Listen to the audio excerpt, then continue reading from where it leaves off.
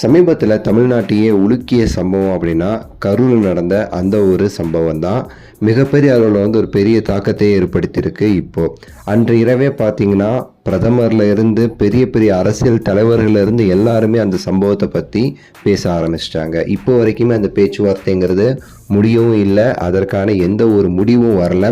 ஏன்னா 41 பேர்கிட்ட வந்து இறந்து போயிருக்காங்க அந்த ஒரே இரவில். தளபதி விஜய் அவர்களுடைய தமிழக வெற்றிக் கழகம் கட்சியோடைய அந்த ஒரு பொதுக்கூட்டம் கரூரில் வந்து நடந்துச்சு.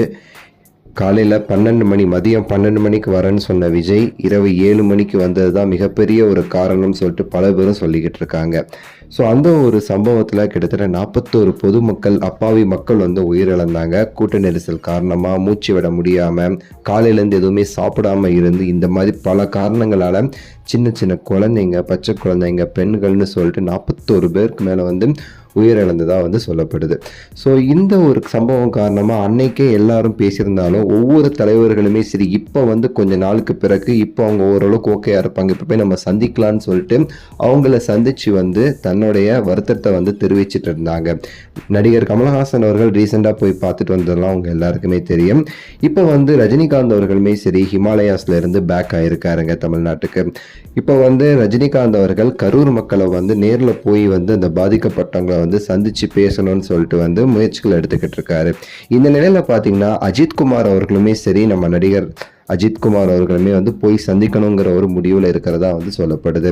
ஸோ ரஜினிகாந்த் அவர்களும் போகிறாருங்கிறதையுமே அஜித் அவர்கள் கேள்விப்பட்டு இருவரும் சேர்ந்து வந்து ஒரு நாள் வந்து போய் கரூர் மக்களை வந்து பார்க்கலாங்கிற முடிவில் வந்து இப்போ வந்து இருக்கிறாங்களாமா. சூப்பர் ஸ்டார் ரஜினிகாந்த் அவர்களும் தலை அஜித்குமார் அவர்களுமே சரி 2 பேரும் சேர்ந்தே போயிட்டு வந்து பார்த்து ஆறுதல் சொல்லணும் அப்படிங்கிற ஒரு முடிவை வந்து இப்போ வந்து எடுத்திருக்காங்களாமா.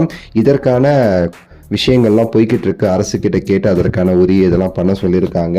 ஸோ அவங்க அப்ரூவல் கொடுத்த பிறகு, ஏன்னா இப்போதான் விஜய் அவர்கள் வந்ததால தான் அந்த விபத்தே நடந்துச்சு.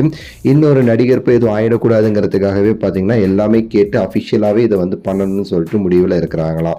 ஸோ கூடிய சீக்கிரத்தில் இதற்கான விஷயங்கள் வந்து வெளியாகும்னு எதிர்பார்க்கப்படுது. பொறுத்திருந்து பார்ப்போம். உங்களுடைய கருத்தை சொல்லுங்கள். நன்றி, வணக்கம், மகிழ்ச்சி. அடுத்த வீடியோவில் சந்திக்கின்றேன்.